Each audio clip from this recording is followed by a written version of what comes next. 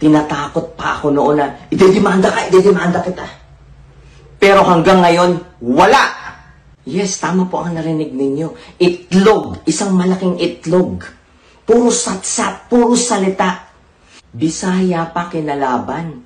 Taga Davao City, taga Mindanao, lahat dito matatapang. Lahat dito may paninindigan. So, nasa na yung kaso mo ngayon, Donalyn? Nasa na? Galaw-galaw. Kasama ng mga abogado mo, galaw-galaw kayo dyan. Hey, sir and ma'am. Magkaso ho kayo para mailalampaso ho ako. Puro satsat, puro yabang. Huwag puro sayaw, huwag puro kanta, huwag puro pa-cute. Galaw-galaw, magkaso ka. Bilisan mo dahil excited na ako sa kaso. Hello, Timose. Nanginginig po ako ngayon because of mixed emotions. Nung isang araw ho, nakatanggap ho ako ng sulat mula sa Quezon City Prosecutor's Office. Ito po yun. Ang laman ho nito ay ang resulta o resolusyon ng kaso namin ni Donalyn at kanyang pamilya. Ito ho. Babasahin ko po sa inyo. Wherefore, the undersigned investigating prosecutor respectfully recommends to dismiss the complaint against respondents. Timose, nanalo po tayo. Nanaig po ang katotohanan. Natalo ko po si Donalyn at kanyang pamilya. Donalyn, namnamin mo tong sasabihin ko sa'yo. Nilampaso kita. Napahiya ka. Napahiya kayong mga hambog at mga sinungaling. At nabigyan ko ng boses si Nanay Josie. The glory belongs to the Father. Thank you, Lord. Thank you po, Jesus. Salamat po. Timose, huwag ho tayong matakot sa mga kaso. Harapin natin yan. Hindi lahat ng nagkakaso nananalo. Yung iba nilalampaso gaya nito. As long as you have the truth. Kung sila may kapasidad rin ho tayo bilang mga ordinaryong Pilipino. Kapag hawak ho natin ang katotohanan, gaya nito, ang kalaban natatalo at napapahiya. Sa video na ito, pag-usapan ho natin ang detalye ng kasong ito.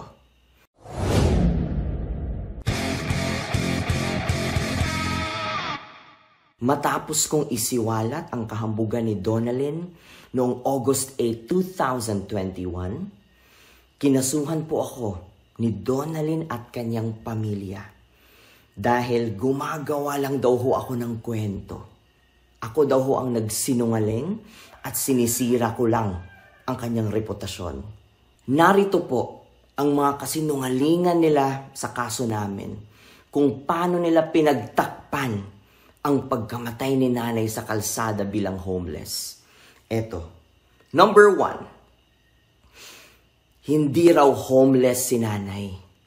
May bahay raw siyang inuuwian. Sinabi pa ni Donalyn sa kanyang Facebook post noong August 20, 2021. Ito yung sinabi niya, and I quote, "Sana you knew how much she loved traveling more than staying home."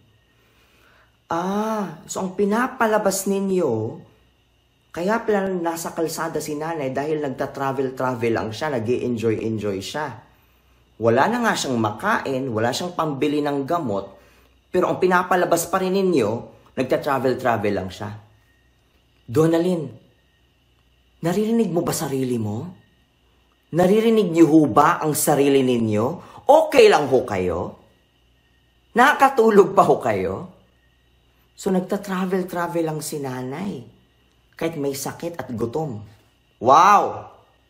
Number 2. Ito naman ang sagot nila kung bakit namatay raw si nanay sa kalsada noong August 8, 2020. Sabi nila, nung gabi raw ng August 7, isang araw bago siya namatay, gusto raw nilang isugod si nanay sa ospital dahil sa kanyang sakit. Pero dahil puno raw ang mga ospital noon, Dahil sa dami ng COVID patients, pansamantala raw nilang iniwan muna si nanay doon sa kalsada. How convenient.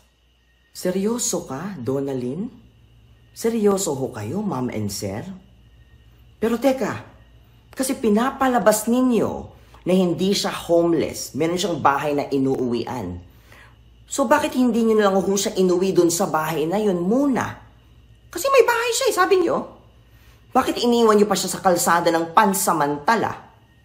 Team Jose, ano po ang napansin nyo sa kwento nila? Ang daming contradictions, di ba? Walang logic. Gumawa na lang ng kwento, palpak pa. Kaya ang nangyari, nabuking ng prosecutor. Nabuking sa kaso namin. Huli. Nagsinungaling. Nagisa kayo sa sarili niyong mantika. Anong feeling? Sakit, di ba? Nauntog kayo sa katotohanan. Ito yung sinasabi ko na hindi kayang takpan ng kahit anong kasinungalingan ang katotohanan. Lalabas at lalabas ho ang katotohanan kahit ano pang gawin nyo. Lalabas ho yan. Sorry na lang. Kaya kahit prosecutor, ayaw maniwala sa inyo. Kaya natalo kayo. Pero Team Jose, merong nakakainis dito sa lipunan natin. Noon ho, meron akong inindursong mga produkto from a certain company. Tapos lumabas itong issue namin ni Donalyn. At dahil mas sikat si Donalyn at may mas maraming followers kaysa sa akin, tumawag agad ang manager ng kumpanyang yon. Ang sabi sa akin, Jose, mag-sorry ka kay Donalyn. Agad-agad. Pag hindi ka nag-sorry, tatanggalin ka namin bilang endorser. Kaya ang sagot ko, ma'am, teka lang, may mali ho yata. Di ba dapat inaalam ho muna ninyo o iniimbestigahan ho muna ninyo kung anong nangyari? You should have asked me first kung anong nangyari. Pero hindi eh. Hindi nila ginawa sa akin. Ginudged ako at minagsosorry ako agad. Kaya ang sabi ko, ma'am, huwag ho kayo mag-alala. Ako na ho mismo ang aalis bilang endorser ninyo. Kapal ng mukha. Hindi naman kayo kawalan sa akin. Team Jose, real talk tayo. Dito sa Pilipinas, yan ho ang nakakainis. Kung ikaw mas sikat at malaking tao ka, ikaw agad ang paniniwalaan. E paano ngayon? Ako ang nanalo sa kaso namin. Dito sa Pilipinas ho, ang daming natatakot sa mga malalaking tao kuno. Not me. Wag ako. Tapos ituloy natin yung kwento. Matapos ang ilang buwan, makalipas ang ilang buwan, tumawag ulit yung manager sa akin, kinukuha akong endorser ulit. Kapal ng mukha, di ba? Ayun, binlock ko nga. Ang pagkamatay ho ni Nanay Josie ay hindi nawala ng saysay. It was not a wasted death. Dahil nakuha ho namin ngayon ang hustisya. Nakuha ho niya ang hustisya that she deserves the most. Team Jose, ang pagkapanalong ito ay gabi-gabi kong ipinapanalangin sa Panginoon. Ito po ang sign na hinihingi ko sa Kanya para magtayo ako. It's about time magtatayo ako ng isang NGO o foundation. So I am claiming it. It's official, Team Jose. Ako po ay magtatayo ng NGO o foundation para mas marami ho akong matulungan gaya ho ni Nanay Josie. Ang NGO po at foundation ay pareho lang ng purpose. Ang kaibahan nilang dalawa ay sa foundation, kailangang may initial capital ka of at least 1 million pesos. Kaya Team Jose, I'm sincerely asking for your help. Tulungan niyo ho akong magtayo ng NGO o foundation para ho mas marami akong matulungan at mabigyan ng hustisya Ito po ang mga goals ko, mission, and vision ko sa itatayo kong NGO o foundation. Number 1, gaya ho ni Nanay Josie, bibigyan ko ng boses ang mga walang boses sa lipunan natin. Ipagtatanggol ko kayo kahit saan man tayo aabot, kahit saan korte yan.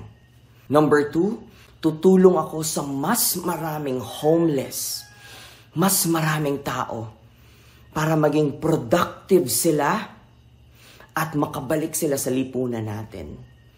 Sana magkaroon sila ng buhay na sila mismo maging proud sila sa buhay na yon at maging self-reliant sila at bumalik yung self-confidence and self-respect. Number 3, magbibigay ako ng hanap buhay at mga practical livelihood trainings na talagang magagamit ng mga taong naghihirap ngayon. Lalo na po na tumataas ho ang mga bilihin ngayon. At higit sa lahat, number 4, magbibigay ako ng legal support, mga abogado, at kung ano pang kakailanganin ng mga taong inaapi dyan, ng mga mapagsamantala at mga hambog. At para ho sa inyong donasyon, dito nyo ho ipadala sa official bank account ng Team Jose Organization.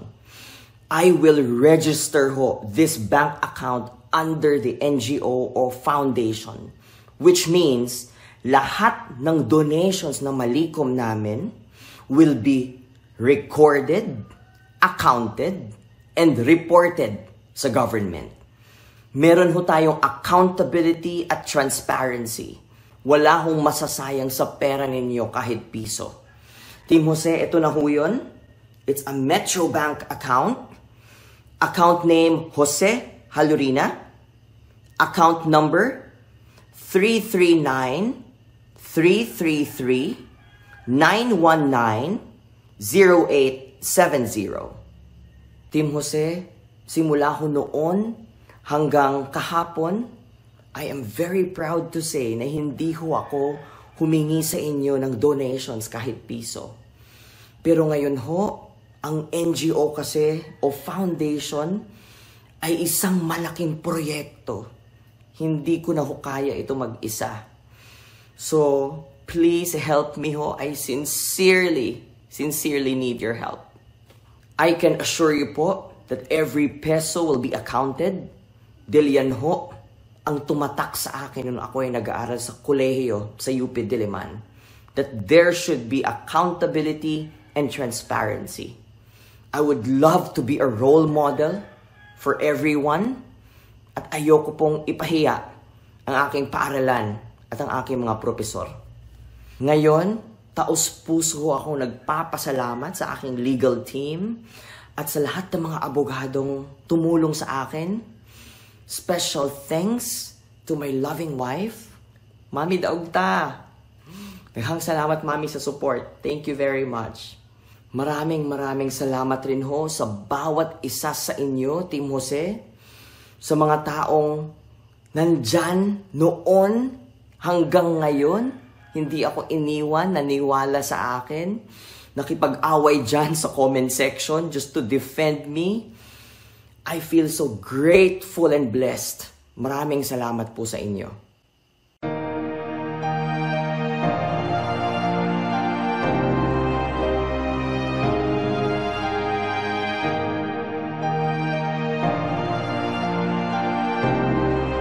Maraming salamat po ulit sa inyong lahat.